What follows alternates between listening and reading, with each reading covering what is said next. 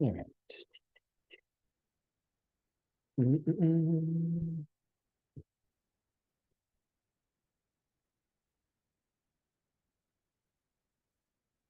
Oops. Hold on, I'm just sending something. So somebody asked me, oh, Francisco, you have it blocked that I can't send a file. Can you guys change the setting so I can send a file in the chat?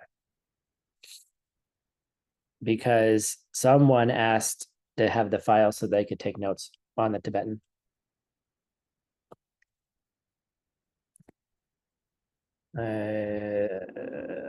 It's blocked.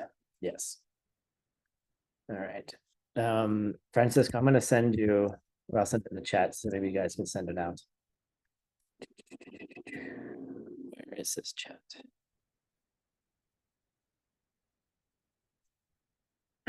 All right, I sent you guys the file in case you can send it to a chat since I can't simply send it in Zoom. All right. Anyhow, hi, good morning. Yeah. It's blocked. Okay. Anyway, good morning again.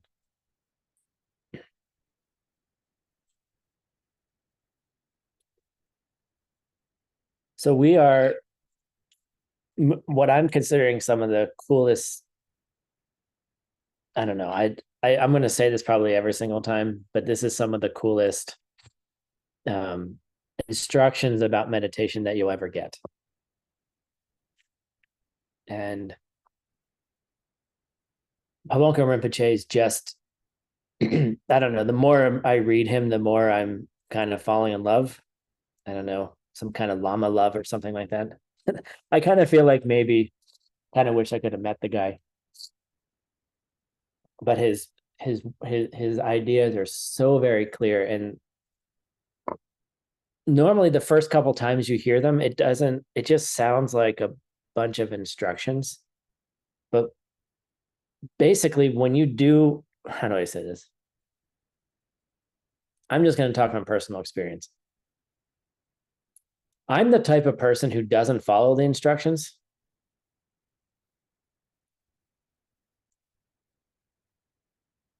I don't like instruction manuals. I never read them. I just want to figure it out on my own. And maybe there's something happening in my middle age here or something. Is that what the Aquarius moon is? Okay, thanks. So I remember in a retreat, it was actually the last retreat I was in. There was a very big warning, don't do this.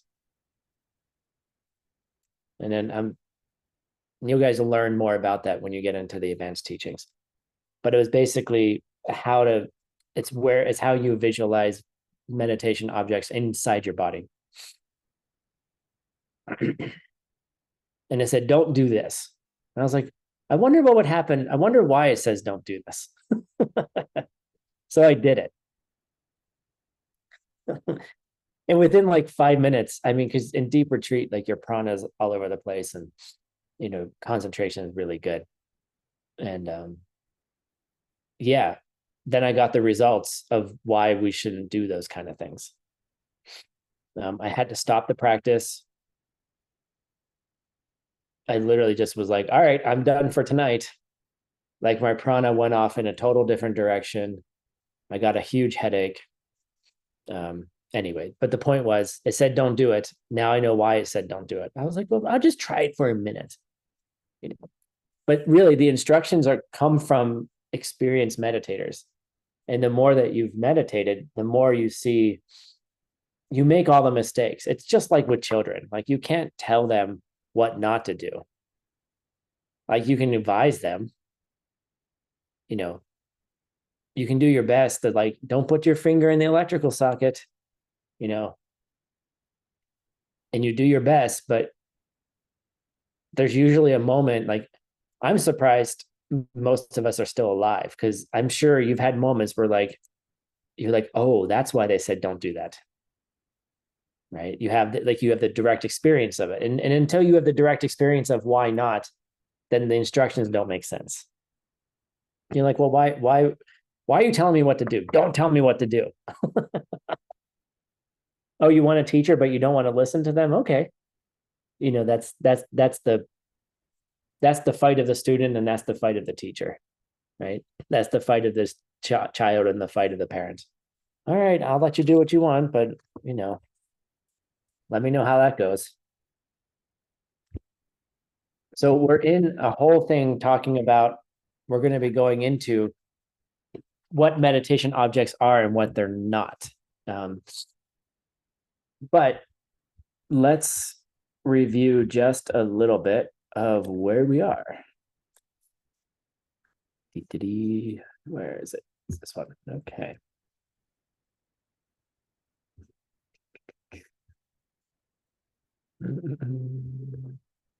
Sorry, I had this set up and then it didn't work. Okay. All right. We're going to review. We already did this paragraph, but we're going to review it again because a good teacher will review. Well, my teacher's already reviewed, so I'm just doing what they said to do. Let's have Maria Nesterov read this first paragraph. De la niepa dang po lelui nien por tinge Tinningsen. yun ten tungwei depa tinge din la dun Pause. So it's one word. Tinningsen. Like there's three words, but it's actually just one word together. Tinningsen. din Yes. la dun niergir dunpa tingedzin la solwe zun dru solwe ndrewu shinchang teshile. Excellent. Good job. Okay, so I wanted to go through this again because I want us to go to remind us of what the four antidotes to the first problem of meditation. Who remembers what the first problem of meditation is?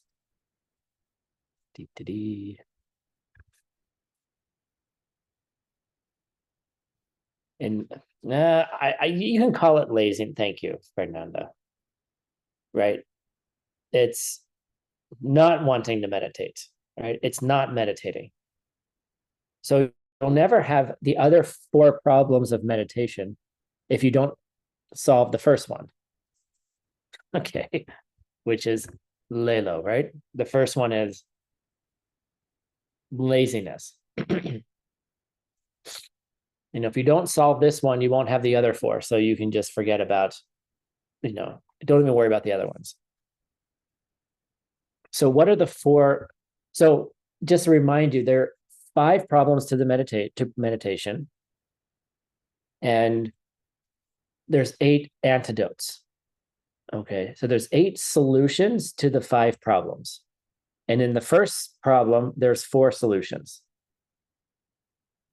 Okay. So there might be some thing about, there's 4 solutions to the first problem because the first problem is your worst problem, not meditating. All right. So here are the four antidotes, nenpos, okay? First one is called depa, faith. So it's faith in, how do I say it? It's faith in the meditation practice because you understand the benefits of it.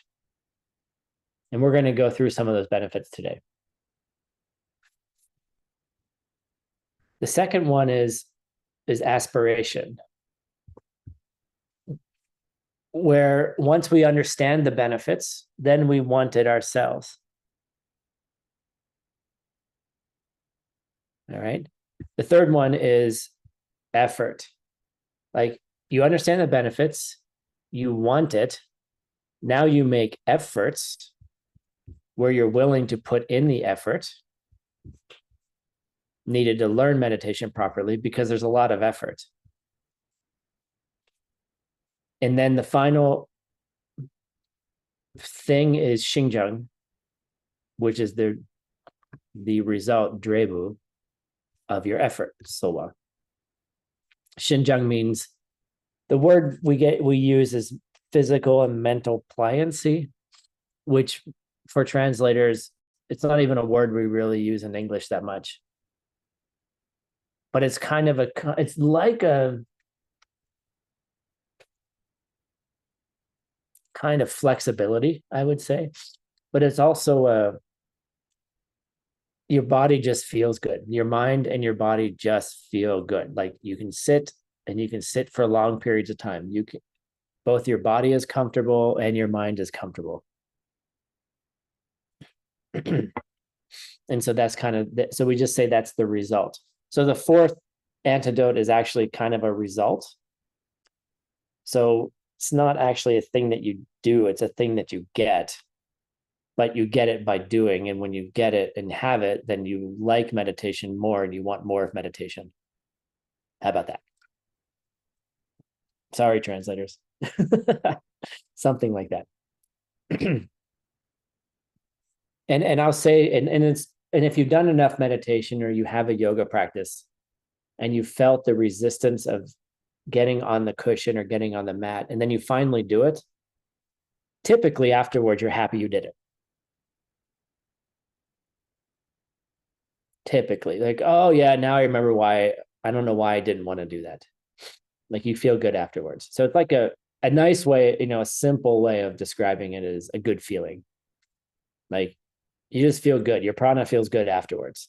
The physical and mental pranic alignment, which is not what Xinjiang is, but it kind of is. Those are the four main things. So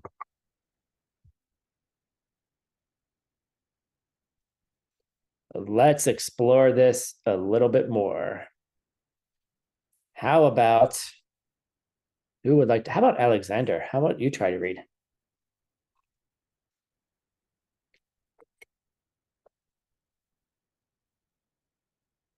Nope, can't today. I understand. Okay. He's blaming his kid. How about Milan? Milan. How do you pronounce your name? Me or my? Me. Milan. Okay. Yes. Thank you, Tim. Teacher Tim. Khen gồm chay chuni tin nghề xin tề thế là than bồ tin nghề xin gồm ba là chúc nhìn mi thúc ba suk kian chun thúc mi nút về lê lộ nhê bà nhìn về thế chồng chế ngô nì xin chan chin. Nice job. Thank you. Yeah, thank you, teacher Tim. All right. So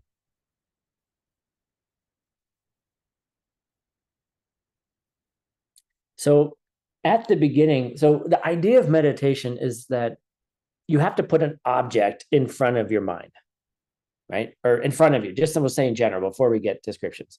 You have to have an object of your meditation. Okay. So before you even meditate, what is the object? Okay. The object in this first part, the object of your meditation is your ability to meditate. Okay. Is doing the meditation itself. So the first object in meditation is the ability to meditate. All right. Which seems a little weird.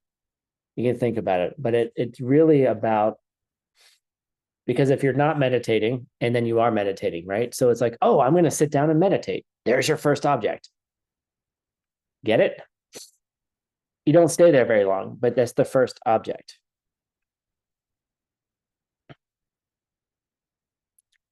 So now, if we don't if we do not feel like putting any effort in or working on meditation, if you don't feel like it, or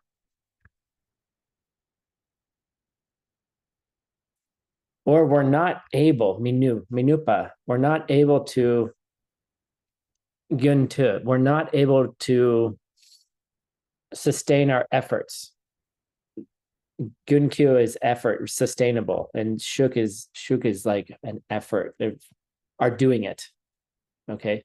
So if we're not able to, if we just don't feel like it, or we sit down but we don't put any effort into it, that is the problem. Ledo nepa nimpa.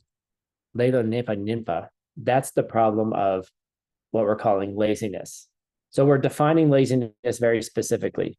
Two ways. Laziness is defined as you just don't feel like it, or you're not able to sustain any effort on it, which I think is a cool way of defining laziness. You want to, but you just don't do it. Okay.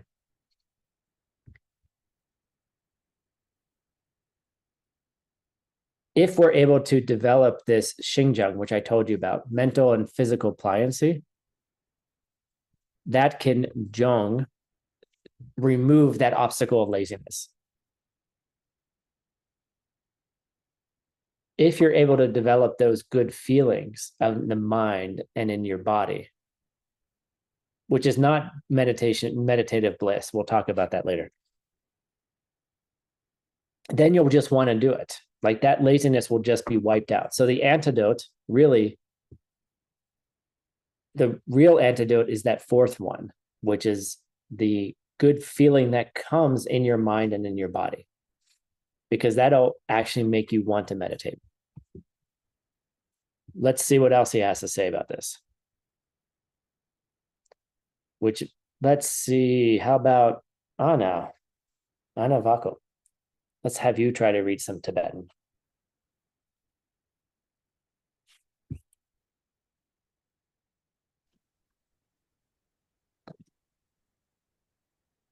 Deda, ta, met, yang, detpa, te, inje, dzin, aji, yonta, sam, jos, sing. Gushing. So this is, you don't pronounce the S and you don't pronounce the D. So it's like a gushing. Good job. Ooh, nice work. So here we go. However, so basically what Pabon Rinpoche is saying, if you get that good feeling, that'll wipe out your laziness. He says, however, at this point, we don't have it. Okay? You don't have it. I'm not saying you, maybe you guys meditate every day, but you don't have it. So we're going to have to do something to get it, which is called faith. All right? Basically, faith in the practice. So what that means is we're going to have to think deeply some about the benefits of meditation. So we'd have to think about all the wonderful things that'll happen to us if we learn how to meditate correctly.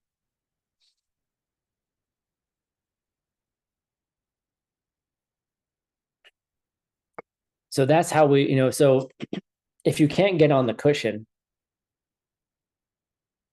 if you start thinking about the benefits of meditation, like what will meditation do for you or for others? What are some of those things? What are some of those benefits that meditation will give you? And if you can bring those up in your mind, then it might get your sorry little butt on the cushion. Okay. And I'm just talking about myself.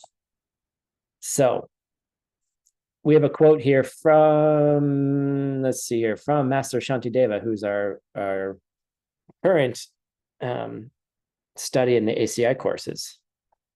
How about, Marina, can you read this quote here from Master Shantideva's Guide to the Bodhisattva Way of Life?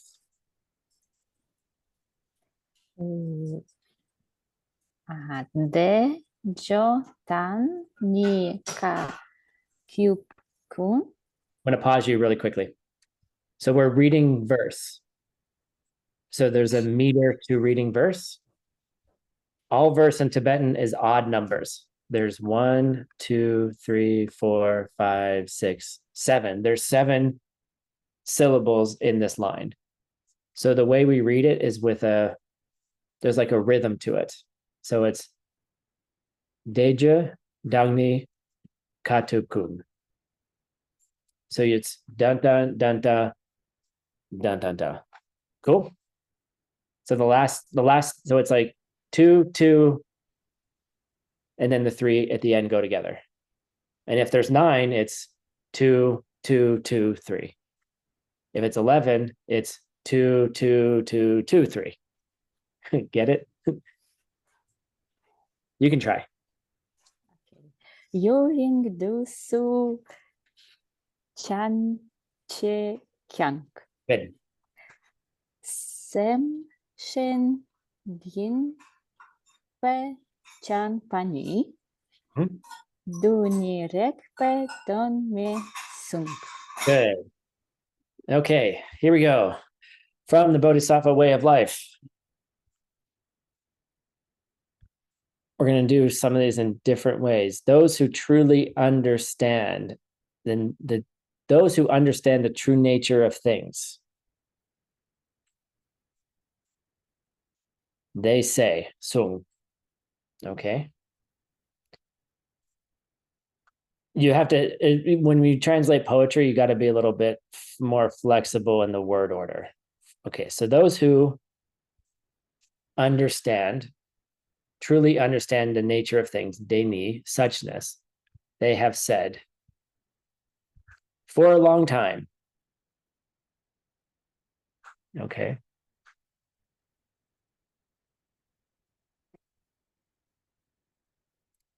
For a long time in practices like Deja. Deja is like repeating mantras. In Katu Kung, all spiritual hardships. Okay. We can do these things for a really long time. So those people who understand emptiness have said, we can do things like repeat mantras all day long, or we can engage in all kinds of spiritual hardships. But if we do it with a distracted mind, Semshen Yang, all right, if we do it with a distracted mind, it's Dunmei. What does Dunmei mean?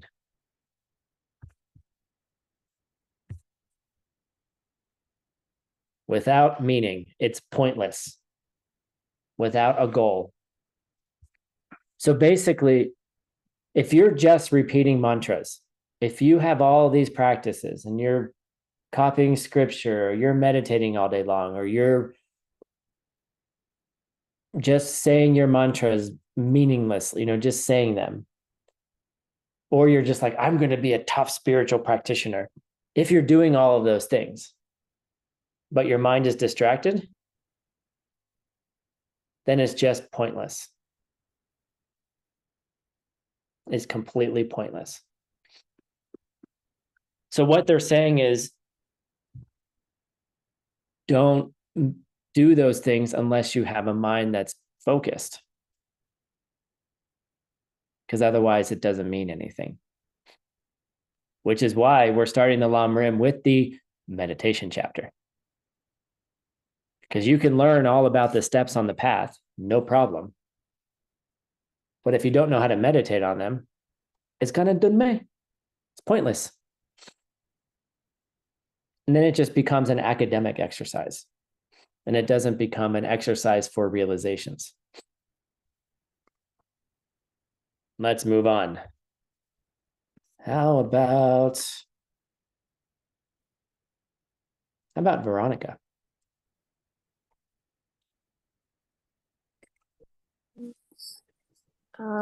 Che sun pa chinse yang va ve kun nem sam chin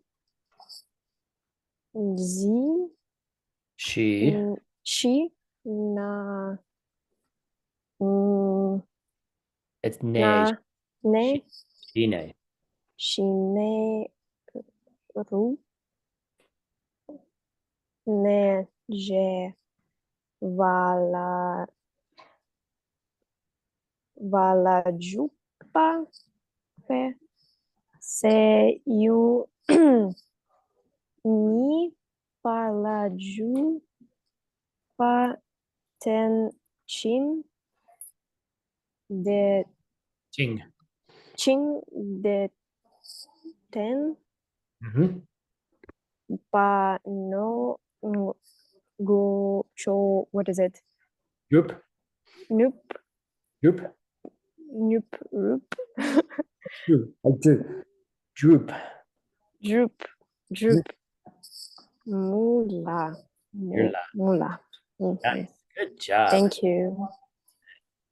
Excellent. So, She Sungpa, what this is saying, what the previous words were saying, if we think carefully about the problems of having a distracted mind, okay, but rather, let's see,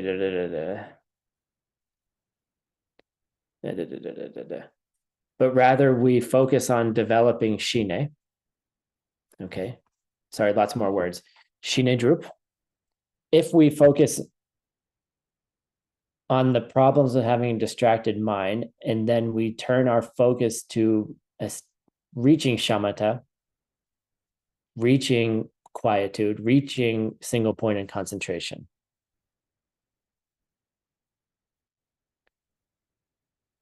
And then, okay, and then if we do any kind of good deed, all right,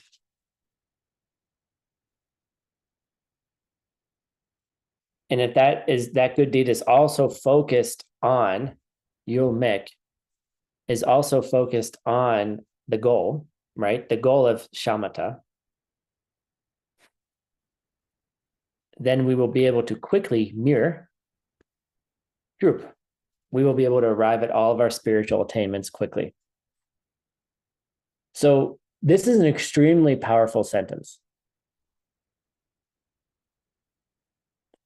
And what this is saying is that if you are able to develop a focused mind, a mind that has shine, a mind that has shamatha, a mind that is not distracted to any other object other than the one you want to put it on, then anytime we engage in any kind of good deed, anything that we do will have immense power. And we will have incredible focus towards that goal. Have you ever wondered why Geshe Michael can translate thousands of pages per year?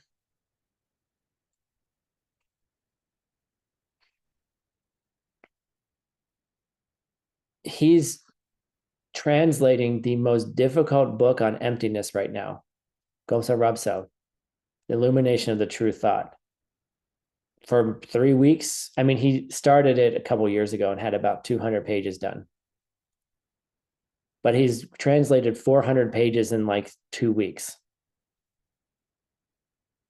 Completed, edited, gave it to us to review. He has 600 pages more. He'll finish in 2 months with everything. Right? So once you establish a really good concentrated mind, then your focus on good deeds becomes unshakable.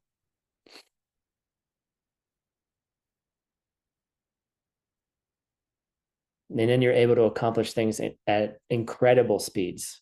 And it's really interesting what happens. Natalia, can you read the next line, please? Me? Yes, you. Yes, you. Chun mo ji non chi ju put son True. kan So true. putru son kan di grubjin ni tin jindu rova Mhm. danyon mon chapchunju Govardhan Robatan. Gapadu She Jinsensu Na Samte Shiso Bar Okay. Okay. Kesok. Kesovar Ilan Sam Katsnu Murdu Skelava So Binvayon Tanam. Nice. Your reading is getting really good. Thank you. All right. So here are some of the benefits. All right. Even Tongmeng, okay, even those that are the attainments that are shared by other traditions, okay. Things like Nungshe, clairvoyance, where you're able to read other people's minds. You're able to hear things at long distances. Things like that. Nungshe. Sotru, the ability to perform things like miracles and other things like that. All right. These are also attained through shamatha. Okay. Things that you can get on in other traditions. But those are kind of worldly things. It doesn't matter if you can do things like that or not.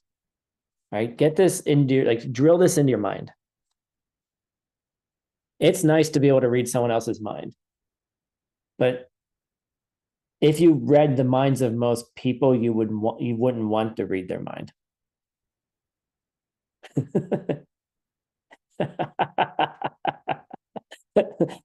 Got it? You wouldn't be able to handle it. Right? It would be like you can barely handle your own mind. How would you expect to handle someone else's mind? And those are things that are benefits that can help you as a bodhisattva to help people. But there's other good things that arise from meditation. All right. Such as our negative emotions begin to get smaller. She Chungdu, okay? Which is a cool thing. The better your shamatha gets, the less impact your anger has over you, your negative emotions have over you. And if you are meditating a lot and you have a lot of negative emotions, maybe you're not meditating right.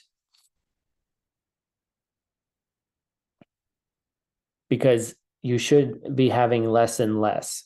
And I say less and less, meaning like just a little bit less than yesterday. I don't mean like drastic changes. Over time, they just dwindle away. Okay.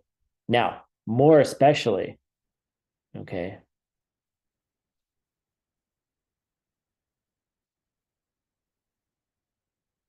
Hold on, there's a word I forget what it means.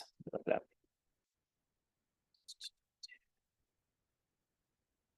Always forget. Easy. No, that's fine. That's why I forget an easy word. Okay. Lawa, or sawa, excuse me. Easy. What becomes easy? Where did it go? There it is. What becomes easy? You're quickly able to realize the steps on the path.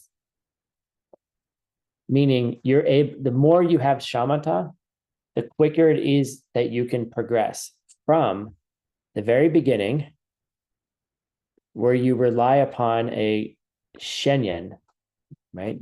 A spiritual master. You find your spiritual master first, up until the steps of the path of both Krim and Sokrim. What is that?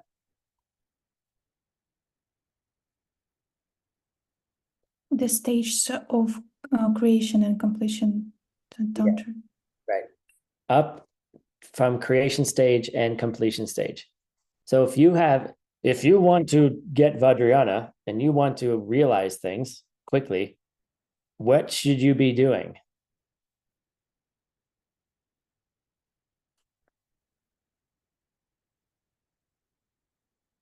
Come on.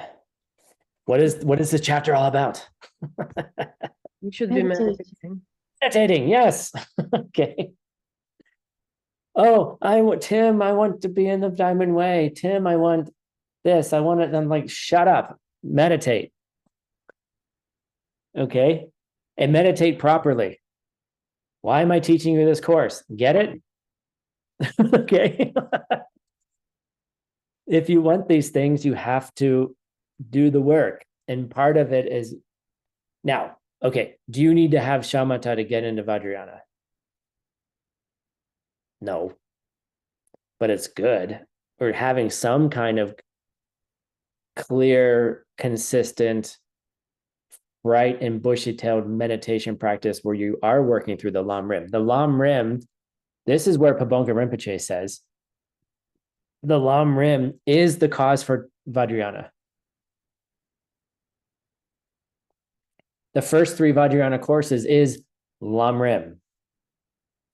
Those of you taking Dalam, the path to bliss, or quick path, is a Lam Rim.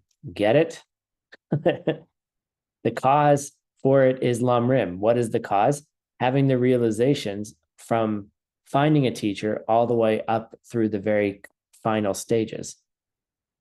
That's what Lam Rim is. I had someone argue with me once. They're like, I don't understand the point of Lam Rim. There's no certificates. And I'm like, there's no certificate at Buddhahood. No one gives you a trophy when you arrive at Buddhahood. You don't need a trophy. You don't need a certificate. Oh, but I have my 18 course certificates. That's nice. Do you think that certificate is the cause for Buddhahood? Maybe. It can serve as a cause for sure. But don't be attached to a certificate. Be attached to sitting on your meditation cushion. And that doesn't mean meditate 10 hours a day. It doesn't mean meditate 6 hours a day. It doesn't mean meditate so much that you lose your mind or you get lung or you hurt yourself. A consistent, slow, building meditation practice starting 10 minutes a day, adding maybe 1 minute every week, getting up to maybe about an hour a day, which is a lot, will be incredibly beneficial for you and your life. In general, your general life. We're not talking about your spiritual life. And then you add the spiritual component into it.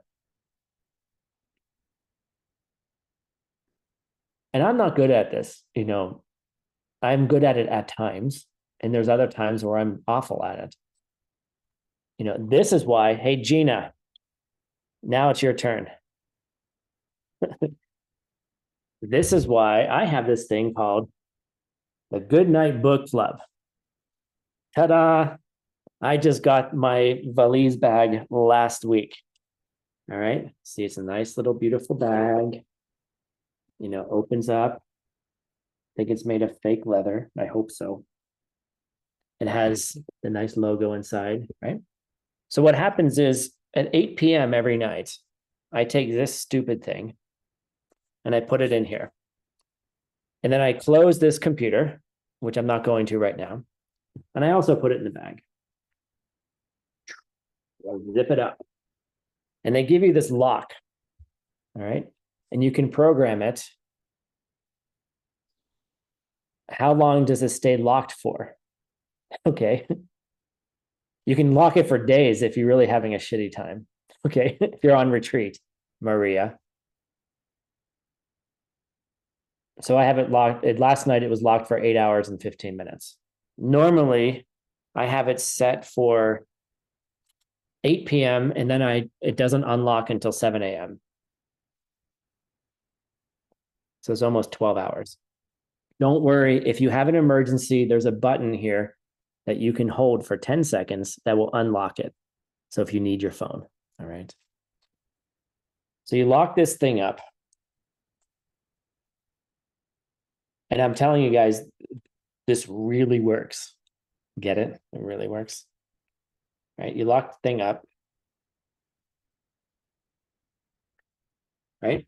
And then you can't access your phone or your computer for that time period. Why am I talking about this?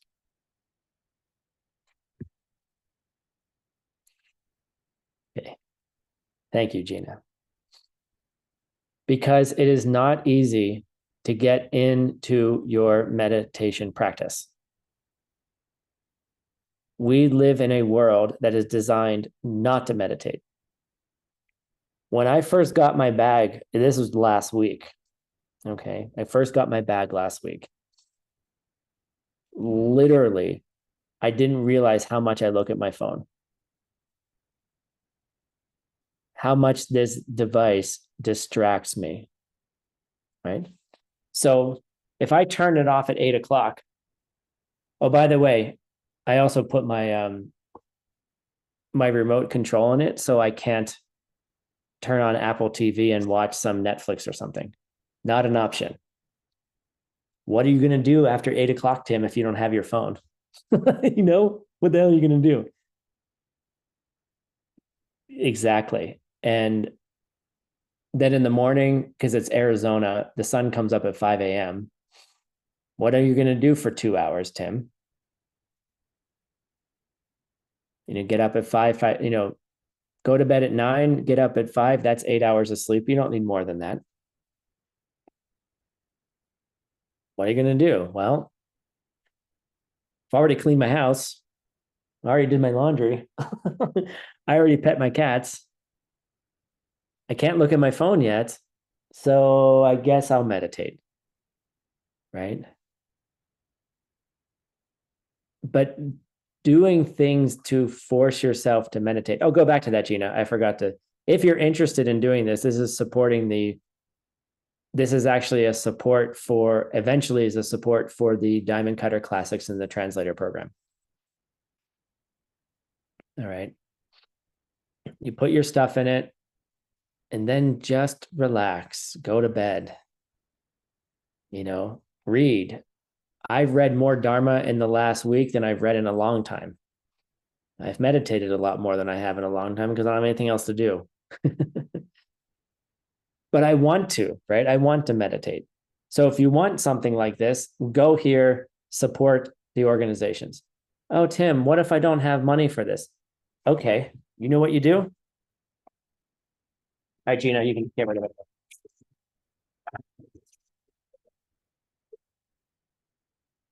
Get yourself a bag. Oops, don't rip it.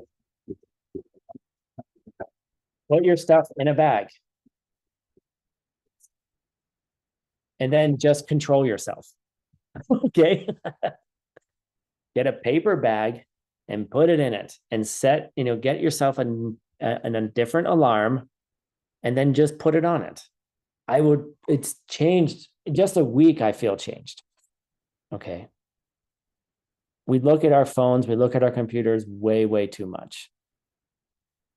And there's no way you're going to have realizations if you're staring at your phone. Impossible. I don't care how many Instagram followers you have, and I don't care how much advice you get from the people you follow on Instagram.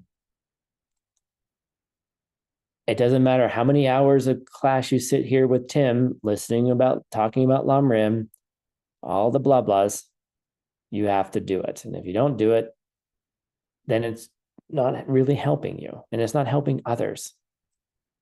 Okay. Lock up your phone to help other people. There's a t-shirt, right?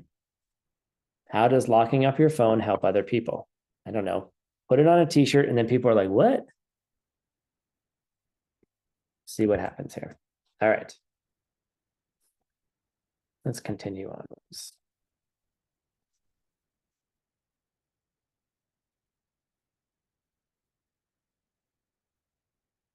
All right. How about who hasn't read yet? Who wants to read? How about Jackie? I'll give you a short line.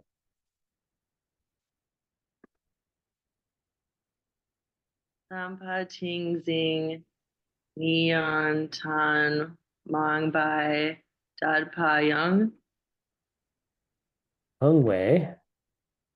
Mang Wei Like Tung Tong Wei. and De Pajung. Good.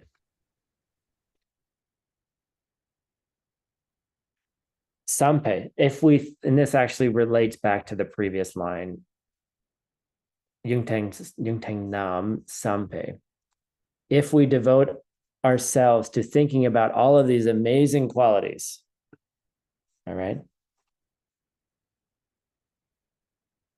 then you will have the faith in them.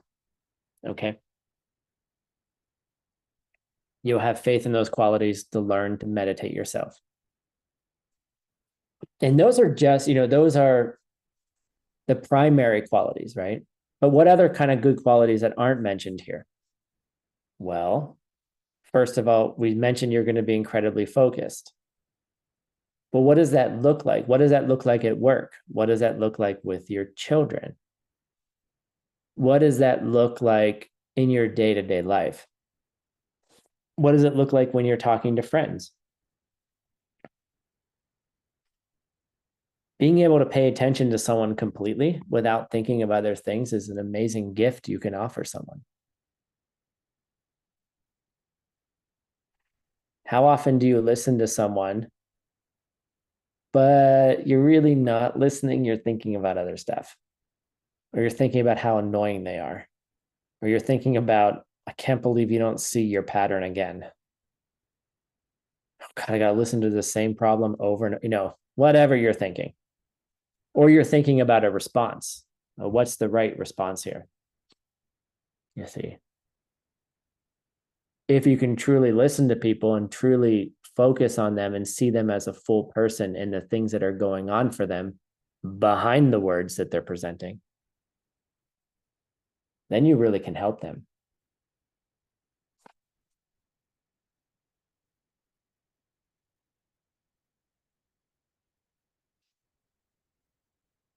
And then, so Pamoka Rinpoche then concludes this section and doesn't give us much more information. Laura, can you read it?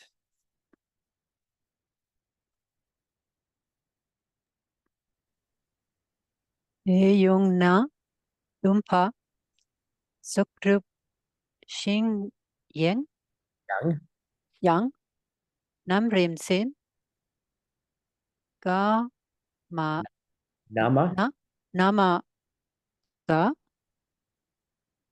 me pi ma rang Chima. pima chima pima chima rang bong we di shi gyu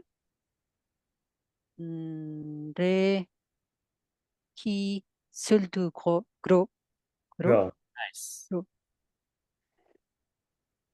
So Dejung Na, once you have realized this kind of faith, this will all naturally lead to the other three. Okay. Dunpa, aspiration. Sundru, effort. Shinjang, mental pliancy. All right. And each brings you to the next, right? Nama, name, chima. It's kind of a cool way of saying, like, the previous leads to the previous, and the previous one comes, how do I say this? Each one will bring you to the next one in the list. Okay. How about that? It's like previous, after, which means each one brings on the other. All right. And you'll see how each of those becomes a cause and effect. There's a cause and effect pattern between the four. Once you have faith, you then develop aspiration. Once you have aspiration, you make efforts. And once you make those efforts, then you just feel good. All right. And that's all he says about it. And then we move on. So I want to give a little bit of another example that comes, this is lineage now. Okay. Lineage. This is an example how to understand those four. Let's go back to high school. Okay. You're walking down the halls. I hope everyone has had this experience at least once in their life. You're walking somewhere, right? Walking down the hall. I don't know how old you are. And then you see somebody that you like. Maybe it's the first person. And then you start to have a crush, right? Right? So you're like, huh, that person's cute. Right? Right? And you start developing a crush. You like them. You like them a lot. But you haven't told anyone yet. Right? Maybe you tell your best friends, but you haven't even told them yet. And then you start, and then of course you go home and you start thinking about them, right? You're like, oh, it would be so nice. You know, then you start imagining what it would be like to be with them. You're like, oh, it'd be so nice to go to the movies with them. And then you start imagining like dates. Maybe you start imagining kissing them. You know, you just kind of imagine them becoming your boyfriend or girlfriend or partner or whatever. Like, what it'd be nice, like to hold hands. And then you start, maybe you imagine what it's like to live together. You know, if that's your imaginary. Some of us don't want to live with a partner. It's okay. You can have a partner and not live with them. All right. Doesn't, you know, there's no rules. Okay. But, you know, so you start, and so then all of a sudden, so you start thinking of the good things, the benefits of being with this person, right? Whether it's imaginary or real, it doesn't matter at this point. Okay. It's actually imaginary. Like you're developing faith. This person will be great for me. I can't, oh man. And you're just like, oh, then you get stupid, right? Then you get really dumb, right? You get obsessed, right? And then you start having an aspiration, right? Dunpa, right? The first antidote to having a partner is meeting somebody. I mean, let's not talk about seeds, okay? You meet somebody and you start thinking about what it'd be really nice to be close to them, right? Then you start making plans. Now, this is where the plans start getting interesting, right? Then you start like sitting next to them in the lunchroom, or you try to sit near them in class, right? You like to sit in the back, they sit in the front. You're super uncomfortable, but they're so damn cute. You're like, I'm going to go sit near them. Hopefully they'll notice me, right? Then you start making plans that they'll notice you, right? Oh, maybe I'll drop my pencil and then ask them to pick it up, or I'll bump into them in the hall, or I'll ask my friends to go talk to them, right? You start making plans. You're totally in love, right? Now at this point, it's over. You're done. You're stupidly in love, and this person doesn't even know yet, right? And now you start making the efforts, right? You finally get the courage. You're like, okay, and you walk up to them and you're like, hi. And they're like, hey. And then your mind goes blank and you can't think of anything to say. You're like, oh my God, you're so cute. You're talking to me, right? But then you start making efforts, right? And eventually, you know, you get over the weirdness, and then maybe you go on a date, and then you actually do hold hands. And then you have your first kiss, and then you have your second kiss. then you have your first fight. No, just kidding. But after a while, things just start becoming natural with that person. Where you were awkward in the beginning, then you're just like, oh, this is like, we know each other. Now, of course, that also includes all the problems. That's why there's 4 more problems of meditation, right? But it just becomes a practiced ease. You know, it's just like you're comfortable with the person. Like, you know, your body's comfortable, your mind is comfortable. And it just becomes, you know, natural to be around that person. That's what that kind of obsession that you brought in the beginning to meeting that person is the same amount of obsession you should bring to getting your tushy on the meditation cushion.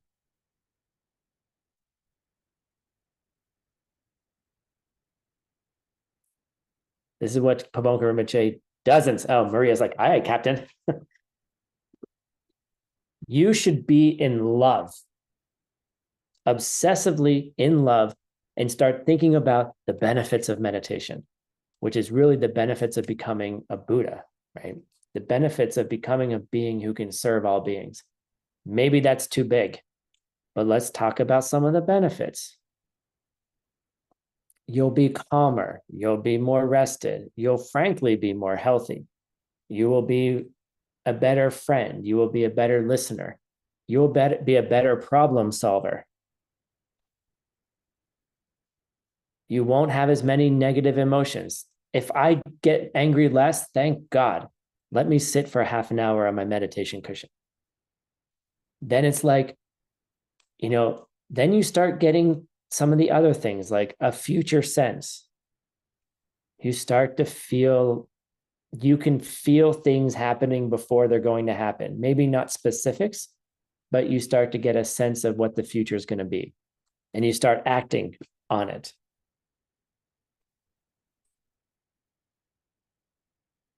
You start to know when things are going to happen. You can start feeling the seed patterns ripening up into things like maybe you might start being able to read people's minds and hear things that you normally couldn't hear or something like that. All of those benefits, that should be the same thing, the same amount of stupid, in love obsession that you had with that love in high school. Okay. You should have that for your meditation as well. And then you start making a plan. You aspire to get there. And then you just make the dirty old efforts. Sit your tush down on that cushion. You know what? I don't care. Set an alarm and just stare out the sky, stare out.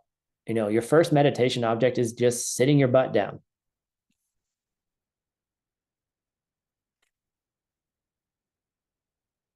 And then after you do it over and over and over again, you go on dates. If it helps, go on a date with your bum on the meditation cushion. Sit down. Like, make your meditation cushion beautiful. Make your altar beautiful. Make your room like you're going on a date. All right. With that person that you've been obsessing about, and hope that they like you as much as you like them. But the great thing is, the only rejection that you can have in this is your own rejection. It's your own fault. Right? But if you keep doing it, you won't be rejected. Get it? So that's lineage description of the 4 antidotes to the first problem. The benefits by faith, aspire to do it, make the efforts, and then you just have a practiced ease where your body and mind are like, oh, this is so nice. Okay. All right, everyone go meditate. Yay.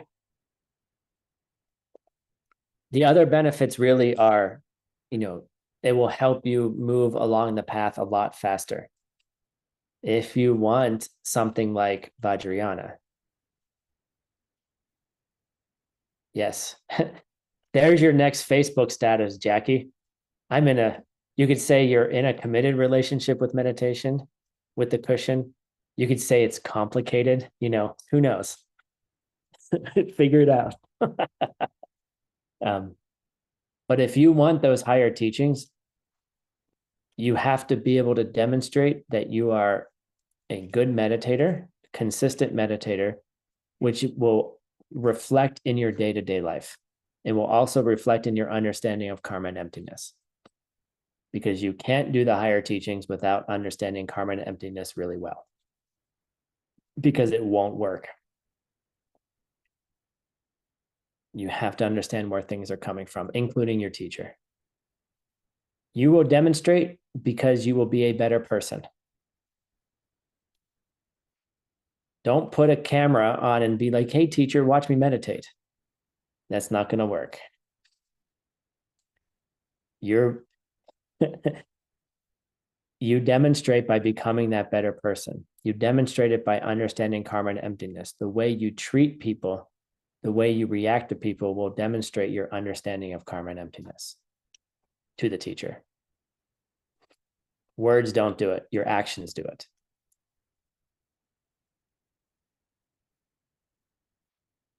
Yay, we got through the first problem and the 4 solutions. And just like any relationship, just because you got into it doesn't mean there aren't other problems. There are 4 more problems in meditation, and they have solutions to them as well, just like all partnerships. You finally get in the partnership with the perfect person, and then you have your first difficult moment, right? And then you have to learn how to navigate that to stay in partnership. So our relationship with the meditation cushion is complicated, but it's going to go. Thank you all for joining. Appreciate it all. Appreciate everything. Thank you, translators. I know I speak quickly. I do my best. And we will figure out, somebody requested the file so they could take notes. I'll figure out how to I'll prepare way ahead next time so you guys can have the reading way ahead so you can just take notes in it if you would like. All right, breakfast time for me. Have a good day. Thank you very much. Let's say goodbye. Thank you so much. Thank you so much, Tim. Thank you. Спасибо, до свидания. Thank you for beautiful class. Thank you so much. Thank you. Goodbye.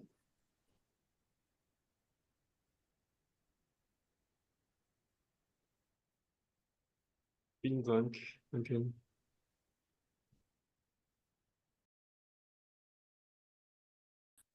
Thank you.